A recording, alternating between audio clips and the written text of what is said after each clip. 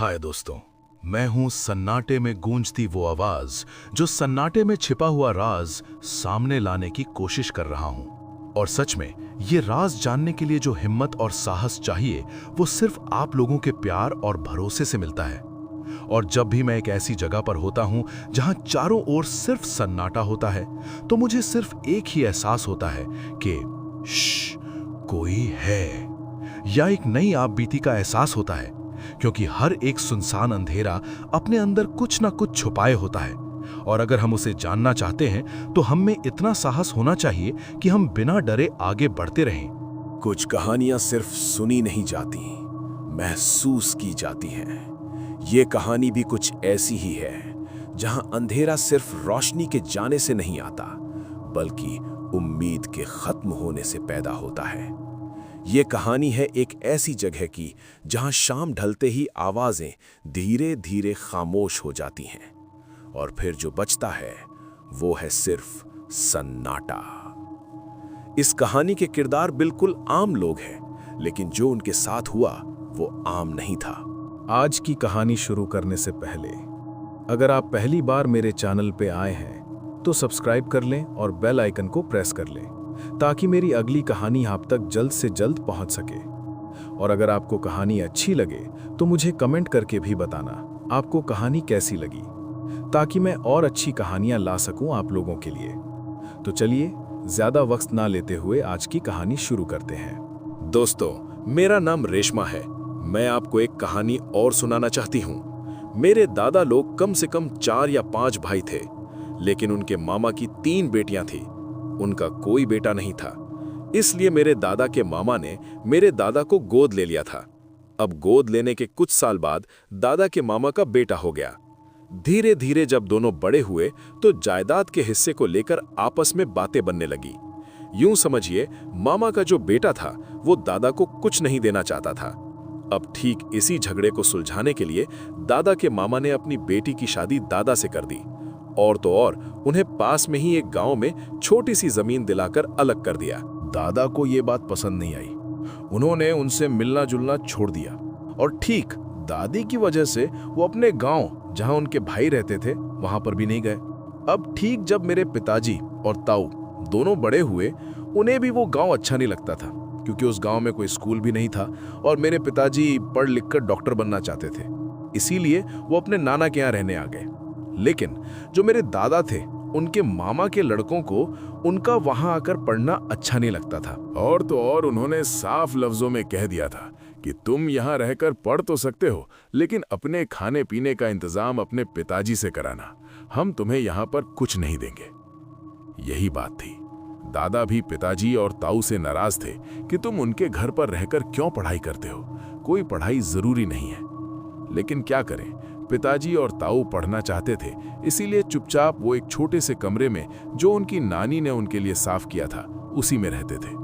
पर दादा किसी न किसी के हाथ उनके खाने पीने का सामान भिजवा दिया करते थे। एक दिन की बात है, उनके पास खाने का सामान खत्म हो गया था। तो ठीक पिताजी के मामा ने जब उन्हें ऐसे ही बैठे देखा तो कहने लगे कि तुम्हारे पास खाने के लिए कुछ नहीं है क्या?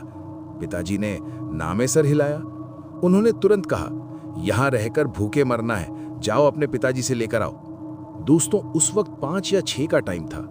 अब उसी वक्त पिताजी और ताऊ घर से निकले।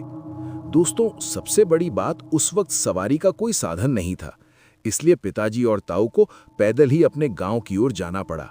चलते चलते रास्ते में अंधेरा हो गया था। रास्ता में उन्हें एक बरगद का पेड़ दिखाई दिया, जो कि बहुत ही बड़ा और पुराना भी था। और तो और सबसे बड़ी बात, उस पेड़ के ऊपर किसी ऊपरी हवा के होने की बहुत सी अफवाहें फैली हुई थीं। और जब ठीक पिताजी और ताऊ ने उसकी तरफ देखा तो दोनों घबरा गए। जब वो धीरे धीरे पेड़ के आगे से निकले तो अचानक एक आग का गोला जो बहुत बुरी तरह से जल रहा था उनके साथ साथ चलने लगा। पिताजी और ताऊ डरते डरते आगे बढ़ने लगे। ताऊ ने पिताजी से कहा कि तुम्हें जो भी कलमा आता है उसे पढ़ना शुरू कर दो। साथ के साथ ताऊ ने आयतुल कुर्सी पढ़ना शुरू कर दिया। तभी चलते वक्त पिताजी ने देखा कि उनसे कुछ ही दूरी पर एक ऊंचे से टीले पर एक सर चल रहा था बिना धड़ का। ये देखकर ताऊ और पिताजी बहुत घबरा गए और ठीक वो तेज कदमों से गांव की तरफ चलने लगे। सबसे बड़ी बात, उनका गांव नदी के पार था जब वो दोनों नदी के पास पहुंचे तो वहां जो काका काम करते थे वो अक्सर लोगों को नदी पार कराते थे। पिताजी और ताऊ को देखकर वो भागते हुए उनके पास आए और कहने लगे कि तुम यहाँ इस समय क्या कर रहे हो। तब जाकर पिताजी और ताऊ ने उन्हें सारी बातें बताईं। सारी बातें सुनने के बाद काका उन्हें लेकर दादा के पास गए और दादा को खूब बातें सुनाई। यहाँ तक कि उन्हें ये भी कह दिया कि जब तेरे बच्चे पढ़ना चाहते हैं तो तुम उनके लिए ये गांव नहीं छोड़ सकते। तुमने कैसे लोगों में अपने बच्चे छोड़ रखे हैं जो रात को इस टाइम ऐसी जगह से आए हैं। क्या तुम भूल गए तुम्हारी बीवी इसी पेड़ की वजह से मरी थी। दोस्तों, इस बारे में मैं आपको बताती हूँ। एक बार मेरी दीदी अपनी बहन और अपनी सहेलियों के साथ उस पेड़ के सामने से गुजरी। उन्होंने देखा कि उस पेड़ के नीचे किसी ने टोटका कर रखा था। वहां पर एक मटके में सिंदूर, कुछ मिठाई और एक पान रखा था। उसे देखकर दादी की बहन और सहेलियां सब की सब डरने लगी। दादी ने कहा कि ऐसा कुछ नहीं होता। उन्होंने वो पान उठाकर खा लिया, कहने लगी कि देखो क्या होता है। दोस्तों, दादी की बहन बताती हैं कि उस रात उनके पेट में बहुत तेज का दर्द होने लगा। उन्हें तुरंत हकीम और डॉक्टरों को दिखाया, लेकिन उनके पेट का दर्द कम नहीं हुआ। साथियों, इसके 1 महीने के अंदर अंदर दादी चल बसी और ठीक दादा ने जब ये बातें सुनी तो उन्होंने उस गांव को छोड़ दिया और वहीं पर आ गए जहां ठीक उनके भाई रहते थे। दोस्तों, सबसे बड़ी बात, ऊपर वाले की कृपा से मेरे पिताजी और ताऊ दोनों डॉक्टर बन गए हैं। और तो और उनके 3 बेटे हैं जो कि डॉक्टर की तैयारियां कर रहे हैं। उन्होंने अपना एक छोटा सा हॉस्पिटल भी खोल रखा है। पर खैर, मैं आपको एक कहानी और सुनाती हूँ जो कि मेरे साथ ही घटी है। दोस्तों, ये बात तब की है जब मेरी नई शादी हुई थी। मैं ठीक कुछ दिन मायके में रहकर ससुराल आई। मैं उस वक्त थक कर बेड पर लेटी हुई थी। मैंने अपना हाथ अपने माथे पर रखा हुआ था। अचानक मैंने देखा कि किसी की आहट हुई। जब मैंने हल्का सा हाथ हटाकर देखा तो मुझे ऐसा लगा कि जैसे सामने कोई खड़ा है। मैंने ठीक पैरों से लेकर उसे ऊपर तक देखना शुरू किया। उसने काले जूते, काली पैंट और पीले कलर की शर्ट थी जो कि ठीक पैंट के अंदर थी। साथ के साथ उसने एक जैकेट भी पहन रखी थी। उसे देखकर मैं सोच में पड़ गई कि ये कौन है। ये कपड़े तो मैंने अपने पति के भी नहीं देखे। तब मैंने सही से देखने के लिए अपना हाथ हटाया। यकीन मानना, वहां पर कोई भी नहीं था। फिर मैंने उठकर सारी जगह देखा, मगर मेरे सिवा कोई भी नहीं था। मेरा कमरा ऊपर की तरफ था और ठीक जब मुझे कोई भी नहीं दिखा तो इसको मैंने अपना वहम समझकर भुला दिया। इसके ठीक अगले दिन मैं अपने कमरे में नीचे फर्श पर बैठकर अपने दुपट्टे में नग लगा रही थी। हालांकि उस वक्त भी कुछ आहट हुई, लेकिन मेरे देखने के बाद मुझे कुछ नजर नहीं आया। पर दोस्तों, एक रात मुझे वो सपने में नजर आया।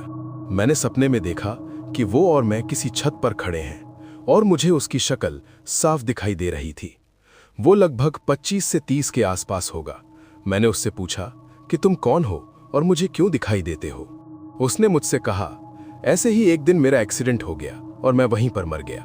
वो ठीक मेरा हाथ पकड़कर छत के किनारे पर ले गया और कहने लगा कि बताओ मैं कैसे मरा। उस वक्त मैंने किनारे पर खड़े होकर नीचे देखा। नीचे एक ट्रैक्टर खड़ा था जिसमें बहुत सारी बालू की लकड़ी थी। वो कहने लगा कि देखो मैं ऐसे मरा था। ये कहकर वो मेरे से बात करता हुआ पीछे की ओर गिर गया। वो ठीक ट्रैक्टर और ट्रॉली के बीच में जाकर गिरा और फिर अचानक उड़ता हुआ मेरे पास आकर खड़ा हो गया। उसने कहा कि अब तो तुमने मुझसे पीछा छुड़वा लिया, लेकिन अगर अब की बार मेरे इलाके से गुजरी तो मैं तुम्हें नहीं छोड़ूंगा।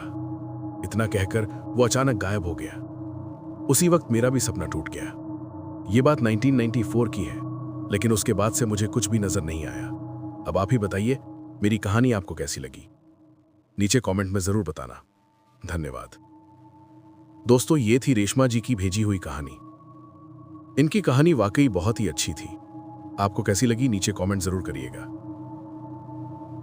तब तक मैं ले चलता हूं आपको अगली कहानी की ओर। आइए सुनते हैं। दोस्तों, सबसे पहले मैं सन्नाटा चैनल का बहुत धन्यवाद करना चाहता हूं। उन्होंने मेरी कहानी आप तक पहुंचाई।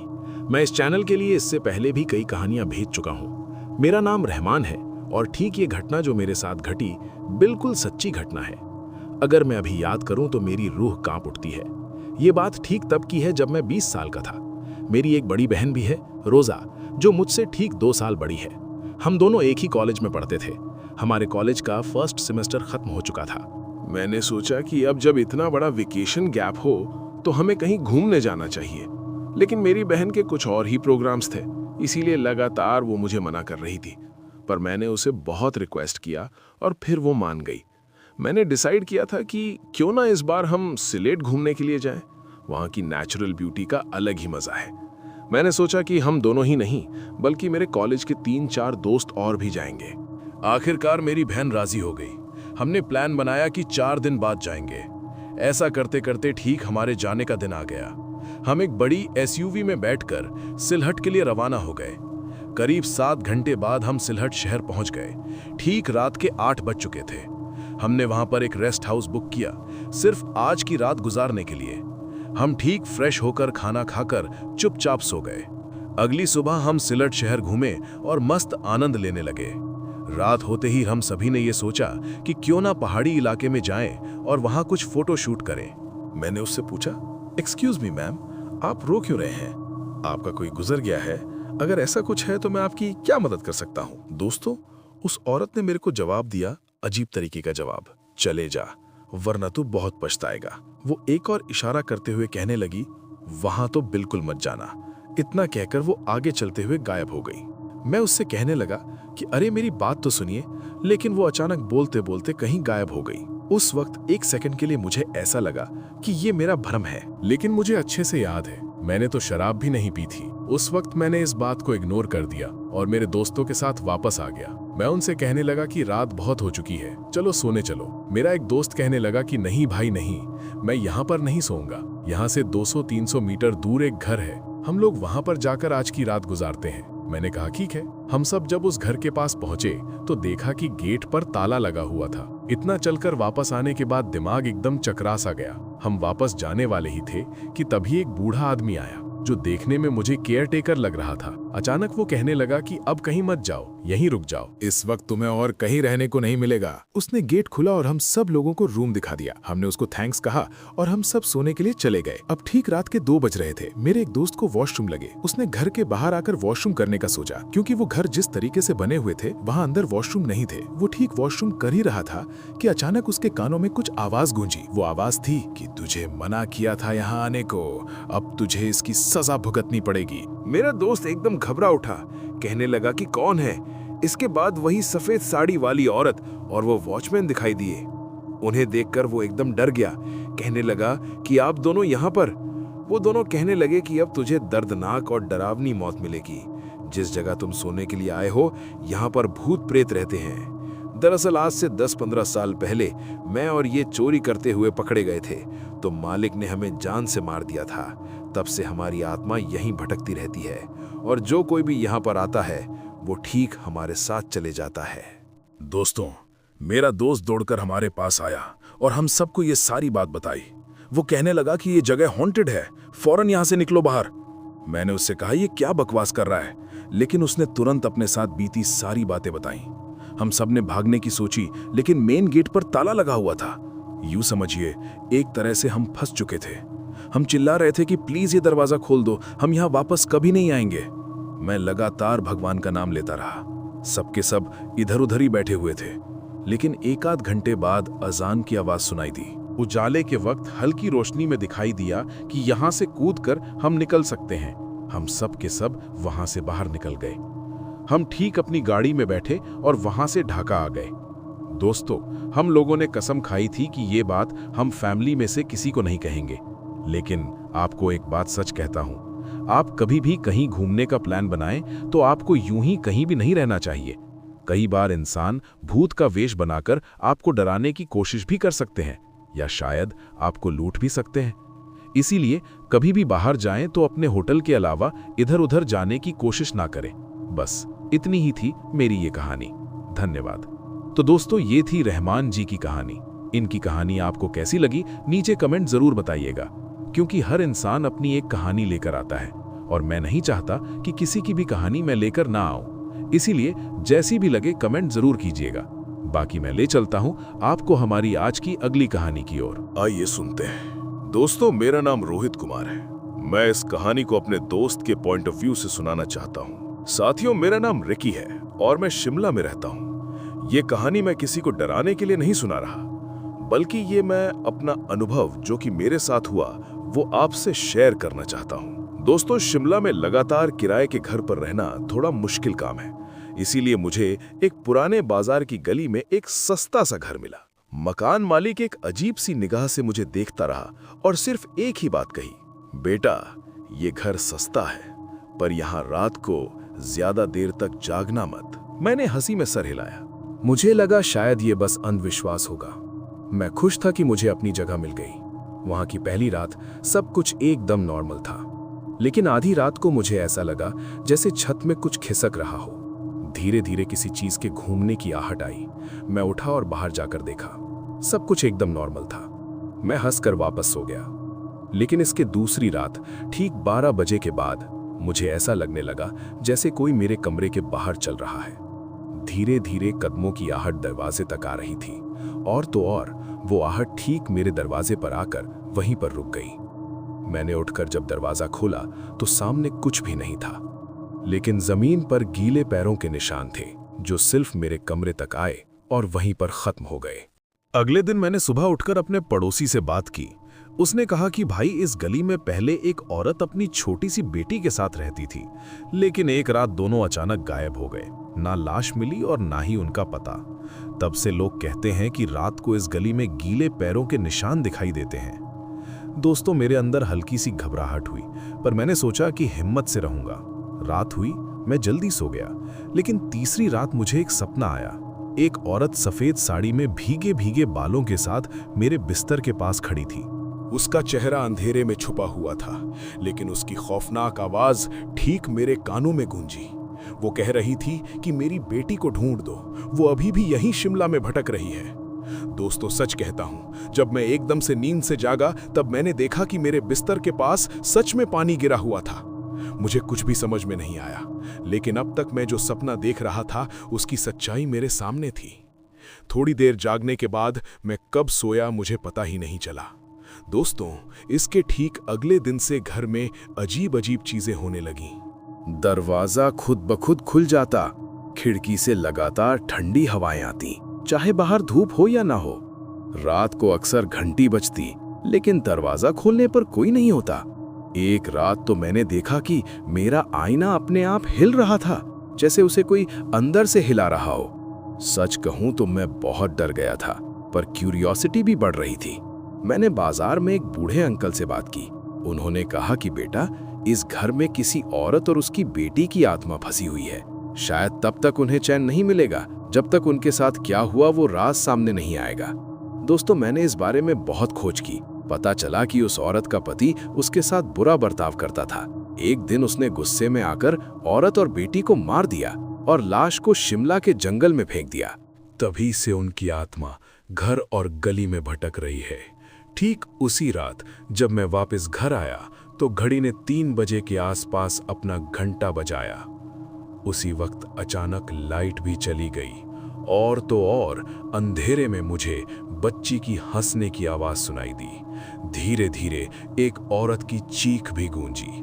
मैं ठीक टॉर्च लेकर निकला और देखा आगे एक औरत और छोटी सी बच्ची खड़े थे, दोनों के दोनों गीले पैरों के साथ। औरत ने जैसे ही अपना चेहरा ऊपर किया तो उसने सिर्फ एक ही बात बोली, तुमने हमारा सच जान लिया, अब हम तुम्हें नहीं छोड़ेंगे। मुझे अभी भी याद है, मैं बहुत जोर से चीखा और बेहोश हो गया। सुबह जब मेरी आंखें खुली तो मैं हॉस्पिटल में था। लोगों ने बताया कि मैं बाजार के बीचों बीच बेहोश पाया गया था। दोस्तों, सच कहता हूं, तब से मैंने वो घर कभी वापस नहीं देखा। आज भी जब रात को मैं शिमला की उस गली से गुजरता हूं तो मुझे लगता है कि जैसे कोई मुझे दूर से देख रहा हो, और कभी कभी जमीन पर मुझे गीले पैरों के निशान भी दिख जाते हैं। दोस्तों, यही था मेरे दोस्त का छोटा सा किस्सा। आपको कैसा लगा? नीचे कमेंट्स में जरूर बताइएगा। धन्यवाद। दोस्तों, कैसी लगी आपको रोहित कुमार जी की भेजी हुई कहानी? वाकई इनकी कहानी थोड़ी इंटरेस्टिंग थी, आपको जरूर पसंद आई होगी। इसीलिए अब हम चलते हैं अगली कहानी की ओर। आइए सुनते हैं। नमस्कार दोस्तों, ये मेरी एक छोटी सी कहानी है। उम्मीद करता हूँ आपको जरूर पसंद आएगी। मेरा नाम राजन है और मैं गुजरात के डकोर से हूँ, जो एक प्रसिद्ध मंदिर के लिए गुजरात फेमस प्लेस है, और मैं ठीक उसी के बाजू के गांव का रहने वाला हूँ। ये मेरी सच्ची कहानी है जो मेरे साथ आज से 4 महीने पहले घटी थी। दोस्तों, हमारे गांव के पास एक दूसरा छोटा सा गांव है हालांकि मैं अपने गांव का नाम तो नहीं बता सकता, पर खैर, हमारे दो गांव के बीच में एक नदी आती है।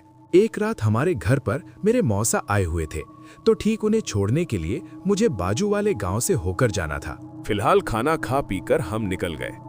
हम ठीक ठाक अपने मौसा के रिलेटिव के घर पहुंच गए। मैंने वहां बैठकर चाय पी और थोड़ी देर बाद निकल गया। आपको टाइम बता दूं कि मुझे वहां से निकलने में थोड़ी देरी हो गई। रात के तकरीबन 11:30 बज गए थे। वैसे तो हमारा गांव कुछ किलोमीटर पर है, इसीलिए मैंने वहां से निकलते टाइम समय के बारे में नहीं सोचा। मैं चुपचाप बाइक से निकल गया। मैं ठीक जैसे ही ढलान चढ़ रहा था तो वहां पर एक इमली का पेड़ है। न जाने वहां पहुंचते ही मेरी बाइक का इंजन बंद हो गया। यूं समझिए मेरी बाइक वहां पर सड़क के बीचों बीच खड़ी हो गई। मेरी तमाम कोशिशों के बाद भी वो चालू नहीं हुई। मैं बाइक से उतरकर चेक करने ही वाला था कि तभी मुझे बाजू की झाड़ियों से कुछ मेरे पास आता हुआ नजर आया। जब ध्यान से देखा तो पाया कि एक 7 फुट का लंबा आदमी बिना सर के मेरे पास आकर खड़ा हो गया। नहीं मालूम वो कैसे बोल रहा था, लेकिन मुझे उसकी आवाज बार बार आ रही थी। उसने मुझसे कहा कि ये जो तूने काला धागा बांध रखा है, इसकी वजह से मैं तुझे कुछ नहीं कर सकता, इसलिए आज तू बच गया। दोस्तों, सच कहता हूं, इन सब के बीच जो मुझे डर लग रहा था वाकई बहुत ज्यादा था। मैं कुछ करता उससे पहले ही उसने मुझे दोबारा कहा, चल आ जा यहां से, वरना वो भी आ जाएगा। ये सब सुनने के बाद मैंने जैसे ही बाइक पर किक मारी तो वो एक ही बारी में चालू हो गई। दोस्तों, मैं वहां से बहुत तेज बाइक चलाते हुए घर पहुंचा। मैंने घर पहुंचकर किसी को कुछ भी नहीं बताया, क्योंकि मैं बताने की हालत में ही नहीं था। यूं समझिए घर जाने के बाद मैं 2-3 घंटे तो सो ही नहीं पाया। पर जैसे ही मैं सुबह उठा तो शरीर में एक अजीब सी अकड़न थी। उस दिन से मेरी तबीयत हल्की हल्की बिगड़ रही थी, लेकिन ऊपर वाले का शुक्र देखिए, मुझे ठीक होने में तकरीबन 2 हफ्ते लग गए। बस इतनी ही थी ये कहानी। तो दोस्तों, सुनिए आपने राजन जी की कहानी। कैसी लगी कमेंट जरूर कीजिएगा। चलते हैं अब अगली कहानी की ओर, आइए सुनते हैं। दोस्तों, मेरा नाम वरुण है और मैं सर का बहुत बड़ा फैन हूं। अब ठीक आज की कहानी जो कि मेरी मौसी के लड़के के साथ हुई थी। रात को वो एक कंपनी में काम करता था जहां आयरन के टूल्स बनते थे। उस कंपनी में एक वर्कर वेल्डिंग कर रहा था। वो ठीक उसको वो करते हुए देख रहा था। वेल्डिंग की लाइट उसकी आंखों में गिर गई, जिसके कारण उसकी आंखों में दर्द होने लगा। जब वो ठीक घर आया तो घर आकर खाना खाकर सोने चला गया। आंखों में दर्द होने के कारण नींद नहीं आ रही थी। वो ठीक उठा और रूम के बाहर आ गया। उस वक्त लगभग रात के 12 बज रहे थे। दोस्तों, मैं आपको बताना भूल गया कि वो एक किराए के कमरे में रहता था। वो घर 2 फ्लोर का था और वो 2nd फ्लोर पर रहता था। अब ठीक वो रूम से जब बाहर आया तो मुंह पर पानी मारकर बालकनी में खड़ा हो गया और रोड की तरफ देखने लगा। उसने देखा कि 3 बच्चे रोड पर घूम रहे थे, वो भी सफेद कपड़ों में, और घूमते घूमते वो अचानक गायब हो गए। उसके बाद ठीक उसी जगह पर उसे एक औरत भी दिखाई दी। उसने भी सफेद कपड़े पहने थे, लेकिन अजीब बात ये थी कि वो बहुत डरा हुआ था। कुछ भी ना सोचते हुए वो सोने के लिए वापस चला गया। हालांकि ये कहानी तो इतनी ही सी थी। अब पता नहीं दोस्तों कि उसका वहम था या सच, पर उसका मानना है कि वहम नहीं हो सकता। आपको जो भी लगे नीचे कमेंट्स में जरूर बताइएगा। साथ ही मैं आपको एक कहानी और सुनाता हूं जो कि मेरी दूसरी मौसी के बेटे के साथ हुआ, जो इस वक्त अभी 15 साल का है और 9th में पढ़ता है। वो एक दिन अपने दोस्तों के साथ पार्टी करने के लिए गया। हमारे घर से कुछ 500 या 700 मीटर पर ट्रेन की पटरियां हैं, जहां पर पहुंचकर उन्होंने पार्टी करी। आपको एक बात और बता दूं कि जहां पर वो लोग बैठे थे उसके ठीक थोड़ी दूर पर एक शमशान भी था। वो तीनों लोग पार्टी करके अपने अपने घर चले गए। अब रात को जब वो सो रहा था तो अचानक उसकी पूरी बॉडी अकड़ सी गई। माता पिता ने जब ये सब देखा तो तुरंत उसकी मालिश शुरू की। सर्दियों के दिन थे, उनको लगा शायद इसीलिए हुआ होगा। माता पिता को यह बिल्कुल नहीं पता था कि उसने पार्टी के नाम पर वहां पर जाकर बियर पी थी। मैं भी उससे ज्यादा कुछ नहीं बोलता, लेकिन बहुत समझाया कि ये सब मत किया कर, अभी ये तेरी उम्र नहीं है। खैर, मालिश के बाद वो एकदम ठीक हो गया और कुछ दवाई लेकर आए। इसके कुछ महीनों तक सब कुछ ठीक ठाक था। फिर एक दिन सुबह ऐसा हुआ, उसने उठकर ब्रश किया और दूध ब्रेड खाने लगा। खाते खाते पता नहीं उसके साथ ऐसा क्या हुआ कि उसने उल्टियां करनी शुरू कर दी। कुछ ही सेकंड में वो चिल्लाने भी लगा। दोस्तों, यकीन मानिए, जब मैंने वहां पहुंचकर देखा तो माता पिता ने उसको पकड़ रखा था। उस वक्त कुछ आसपास के लोग भी थे, मेरी माँ, भाई, मामा, मामी, सब लोग। उस वक्त वो सबके सामने बुरी तरह से चिल्लाए जा रहा था। देखकर ऐसा लग रहा था कि जैसे अभी उसकी आंखें बाहर आ जाएंगी। लगातार एक ही बात बोल रहा था कि वो मुझे ले जा रहा है। ये सुनकर सब बहुत घबरा गए और रोने लगे। फिर उसको तुरंत हॉस्पिटल भी ले जाया गया। जब डॉक्टर ने चेक किया तो बताया कि इसका बीपी बहुत बढ़ गया है, इसीलिए इसके साथ ये सब हुआ है। दोस्तों क्या करते, उस वक्त हम दवाई लेकर वापस घर आ गए, लेकिन ये सब नहीं रुका। कुछ महीनों बाद उसके रिलेटिव अपने गांव जा रहे थे। उनके पास एक बिल्ली थी जिसको वो ले जा नहीं सकते थे। उन लोगों ने कहा कि जब तक हम नहीं आते तब तक आप लोग हमारे घर में रह लो और इस बिल्ली का ध्यान रख लेना। वो मान गए और वो वहां रहने लगे। वहां एक छोटा सा बगीचा भी था जहां कुछ फ्रूट्स के ट्री थे। एक दिन की बात है, एक रात मेरी मौसी का लड़का बाहर चारपाई डालकर सो रहा था। रात में अचानक उसकी नींद खुल गई।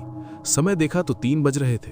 उसको महसूस हुआ कि कुछ ही दूरी पर एक पेड़ के पास कोई खड़ा है, लेकिन मौसी के लड़की को मस्ती सूझी। वो उस वक्त डरा नहीं। उसने फोन उठाया और कैमरा चालू कर लिया। वो ठीक फ्लैशलाइट ऑन करके उसी तरफ कैमरा करके वीडियो बनाया जा रहा था ताकि वो सुबह उठकर सब कुछ दिखा सके कि मैंने भूत देखा है। लेकिन कैमरे में उसे कुछ भी नहीं दिखा। खैर, थक हार कर वो उठा और पानी पीने के लिए रूम की तरफ जाने लगा। अंदर उसके माता पिता सो रहे थे, लेकिन वो जैसे ही रूम में पहुंचा तो अचानक से चिल्लाने लगा। उसके माता पिता एकदम से घबरा गए। उससे पूछने लगे कि क्या हुआ। दोस्तों, सच बात है एकदम। माता पिता के पूछने के बाद वो अचानक से हंसने लगा। जब पिताजी ने 2 थप्पड़ मारे तो अचानक शांत हो गया। पिताजी उसको डांट लगाकर कहने लगे कि पागल हो गया है, ऐसा क्यों करता है। लेकिन दोस्तों, उस वक्त उसे कुछ भी याद नहीं था। वो कहने लगा कि मैंने क्या किया है। उसने चुपचाप पानी निकाला और पानी पीकर सोने जाने लगा। पिताजी ने उससे कहा कि तू यहीं पर सो जा, बाहर मत जाना। लेकिन वो समझ चुके थे कि कुछ न कुछ तो फिर हुआ है इसके साथ। सुबह होते ही वो उसे एक बाबा के पास लेकर गए। बाबा ने झाड़ फूक किया और घर भेज दिया। उन्होंने ये कहा कि अब सब कुछ ठीक है। अब दोस्तों, उसके साथ ऐसा सब क्यों हुआ, इसके बारे में आप जरूर बताइएगा। बाकी मेरे पास ऐसी बहुत सारी कहानियां हैं। फिलहाल मैं जॉब करता हूं तो टाइम नहीं मिल पाता। बस उम्मीद करता हूं कि सन्नाटा चैनल इस कहानी को अपने चैनल पर जरूर लाएंगे। धन्यवाद। तो दोस्तों, ये थी वरुण की कुछ कहानियां। कैसी लगी आपको नीचे जरूर बताइएगा। तब तक मैं ले चलता हूं आपको अगली कहानी की ओर। आइए सुनते हैं। दोस्तों, मेरा नाम राहुल है। मैं गुजरात का रहने वाला हूं। मैं रोज रात को सोते वक्त सन्नाटा चैनल की कहानियां सुनता हूं। हाल ही में 1 साल पहले मेरे साथ भी एक घटना घटी। उस वक्त तकरीबन दोपहर का वक्त था। हमारे यहाँ बहुत जोरों से बारिश हो रही थी। हमें स्कूल से छुट्टियां दे दी गई थी, पर खैर थोड़ी देर बाद जाकर बारिश थोड़ा धीरे हो गई। उसी वक्त मेरे कुछ दोस्त मुझे क्रिकेट खेलने के लिए बुलाने आए। वो लोग बोल रहे थे कि बारिश बहुत कम हो चुकी है, हल्की बूंदाबांदी है, भीगकर खेलने में मजा भी आएगा। मैंने उनसे मना किया, लेकिन वो मान ही नहीं रहे थे। दोस्तों, मेरे घर से मैदान तकरीबन 4 से 5 किलोमीटर दूर है। उस वक्त हम सभी के सभी साइकिल ले जा रहे थे। हमने वहां सिर्फ 2 घंटे ही खेला होगा कि बारिश दोबारा से तेज हो गई। बीच बीच में जोर जोर से बिजली भी गिर रही थी। उस वक्त शाम के तकरीबन 7 बज चुके थे। हम लोग जल्दी जल्दी घर के लिए निकल गए। उसी वक्त मेरे एक दोस्त ने कहा कि क्यों ना हम शॉर्टकट ले लेते हैं। दोस्तों, वो शॉर्टकट कब्रिस्तान से होकर गुजरता था। मैंने अपने दोस्त को मना कर दिया क्योंकि माँ हमेशा उस रास्ते से आने जाने के लिए मना करती थी। लेकिन उस वक्त बारिश बहुत तेज हो रही थी और हमें जाने में काफी समय लग जाता। इसलिए उस वक्त मेरे मन में भी ये ख्याल आया कि मेरे साथ इतने सारे दोस्त हैं तो कुछ नहीं होगा। हम ठीक सारे लोग उसी रास्ते से जाने लगे।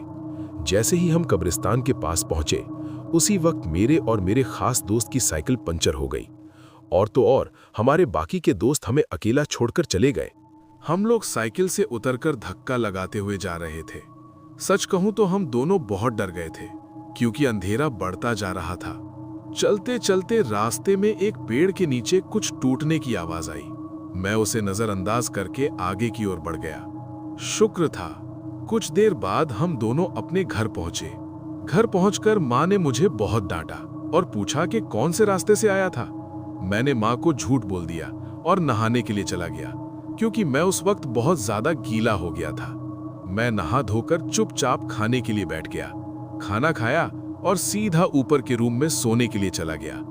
बस एक बात थी, नींद नहीं आ रही थी, इसलिए मैं मोबाइल देख रहा था। अचानक मेरी बहन ने दरवाजे पर दस्तक दी। मैंने जब दरवाज़ा खोला तो उसने कहा, मुझे कुछ किताबें लेनी हैं। दरवाज़ा खोलने के बाद मैं चुपचाप जाकर तुरंत सो गया। इसके आधे घंटा भी नहीं हुआ था कि अचानक से मैं जाग उठा। मैंने टाइम चेक किया तो तकरीबन 12 बज रहे थे। मेरा ध्यान दरवाजे की ओर गया। फिर मुझे याद आया कि मैंने तो दरवाज़ा बंद ही नहीं किया था। अपने आप दरवाज़ा कैसे बंद हो गया? मैं चुपचाप सोने जा रहा था कि अचानक मेरे वॉशरूम से किसी बच्चे की रोने की आवाज़ आ रही थी, जैसे कि वो बहुत दर्द में हो। मैं जब वॉशरूम की तरफ गया तो वहाँ पर कोई भी नहीं था, लेकिन जब मैंने वॉशरूम के आईने में देखा तो पाया कि मेरे बेड पर एक लड़की लेटी हुई थी। लेकिन जैसे ही मैंने पलटकर देखा तो वहाँ सच में कोई था। मैं एकदम से चिल्ला उठा, लेकिन मेरी आवाज़ ऊपर के माले से नीचे तक नहीं जा रही थी। उसी वक्त अचानक से मुझे माँ की याद आई। उन्होंने कहा था कि जब भी तुम्हें डर लगे तब ये मंत्र पढ़ लेना। दोस्तों, माफ करना, मैं उस मंत्र को नहीं बता सकता। बस इतना समझ लीजिए कि उस मंत्र को पढ़ने के बाद वो अचानक से गायब हो गई। इसके ठीक सुबह होते ही मैंने ये सारी की सारी बात माँ को बताई। माँ मुझे तुरंत एक बाबा के पास ले गई। बाबा ने मुझे बताया कि मैंने किसी आत्मा के करीबी चीज को तोड़ दिया था। उसी वक्त मुझे याद आया कि हाँ, उस दिन मेरे पैरों के नीचे कुछ टूटा था। फिर सब लोग हम वहां पर गए। वहां एक लॉकेट पड़ा था जिसमें एक बच्ची और उसकी माँ की तस्वीर थी। बाबा ने उसे मेरे हाथों से जला दिया और तो और उसी जमीन में गाड़ दिया। सच कहता हूं दोस्तों, उस दिन के बाद से मेरे साथ कुछ भी नहीं हुआ। बस इतनी ही थी ये कहानी। आइए दोस्तों, चलते हैं अगली कहानी की ओर। आइए सुनते हैं। दोस्तों, मैं मुंबई में काम करता हूँ। मेरा नाम महेश है। मैं आपका बहुत बड़ा फैन हूँ। मैं अपने साथ गांव की एक बीती सच्ची घटना सुनाना चाहता हूँ। बात 2022 की है। मैं लास्ट जून में अपने गांव गया था। वहां पर मेरा एक चचेरा भाई महेश हर शाम को तालाब में मछली का जाल गिराया करता था। उस दिन मुझे अच्छे से याद है, शुक्रवार की शाम थी। उस दिन बारिश बहुत जोरों से हो रही थी। हालांकि मेरा मन नहीं था जाल गिराने का, पर मेरा छोटा भाई महेश मुझसे जिद करने लगा कि भैया, आज बारिश हो रही है, चलो जाल गिराते हैं। अक्सर बारिश होने पर ज्यादा मछलियां फंसती हैं। महेश की बात सुनने के बाद मैं उसकी बात मान गया। आपको एक बात बता दूं कि उस समय मेरे पास 4 जाल थे और महेश के पास 3। करीब शाम के 6 बजे थे। हम तालाब में जाल गिराने गए। बारिश बहुत तेज थी। हम दोनों ने तालाब में जाल गिराना शुरू कर दिया। जाल गिराते गिराते अंधेरा भी हो रहा था। महेश जल्दी जल्दी जाल गिरा के मेरे पास हाथ आया। कहने लगा, भैया, आपका जाल गिर गया। मैंने बोला, 3 जाल गिर चुके हैं, 1 बाकी है, थोड़ी देर रुक जाओ। इतने में ही महेश बोलने लगा, नहीं भैया, चलो यहां से। मैंने उससे पूछा, क्या हुआ? कहने लगा कि मैंने एक डरावनी हंसी सुनी है। पानी के पास कोई जोर जोर से हंस रहा था। जैसे ही मैंने बोला, कौन हो, तो वो हंसी बंद हो गई। मुझे बहुत डर लग रहा है, चलो यहां से चलते हैं। मैंने उससे कहा, अरे ऐसा कुछ नहीं है, तू पागल हो गया है।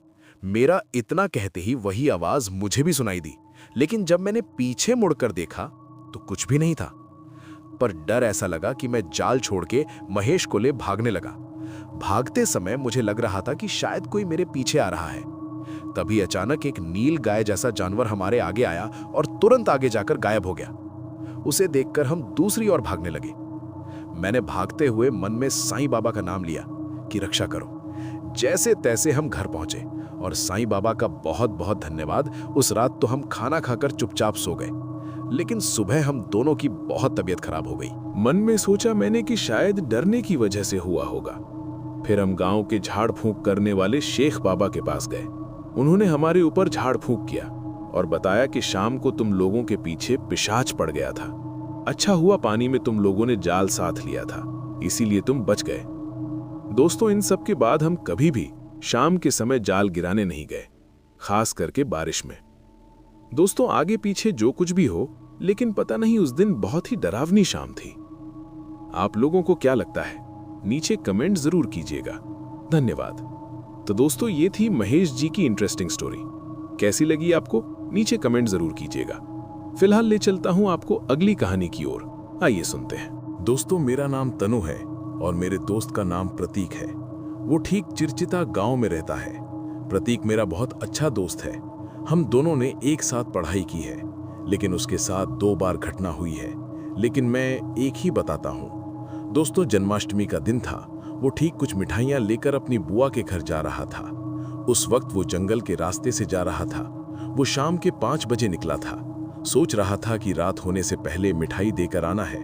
इसी सोच में वो बाइक को और तेजी से चला रहा था, लेकिन कुछ ही दूर जाने के बाद उसकी बाइक बंद पड़ गई और ठीक जहां उसकी बाइक बंद हुई वहां शमशान घाट भी था।